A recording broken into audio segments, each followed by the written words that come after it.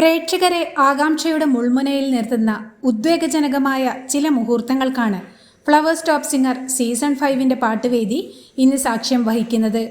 ഒട്ടും പ്രതീക്ഷിച്ചില്ല എന്നാണ് MG ശ്രീകുമാർ അഭിപ്രായപ്പെടുന്നത്. ഞങ്ങളെ ഞെട്ടിച്ചു കളഞ്ഞു എന്നാണ് മധു ബാലകൃഷ്ണൻ അഭിപ്രായപ്പെടുന്നത്. ശരിക്കും ഫീൽ ചെയ്തു എന്നാണ് റിമി ടോമി അഭിപ്രായപ്പെട്ടിരിക്കുന്നത്. നാട്ടുരാജാവിലെ മെയ് മാസം മനസ്സിനുള്ളിൽ എന്ന ഗാനവുമായി എത്തിയ ദയാ ധനേഷിൻ്റെ പ്രകടനത്തിനോടനുബന്ധിച്ചാണ് ആകാംക്ഷയുടെ മുൾമുനയിൽ നിർത്തിയ ഉദ്വേഗജനകമായ നിമിഷങ്ങൾ പാട്ടുവേദിയിൽ അരങ്ങേറിയത്.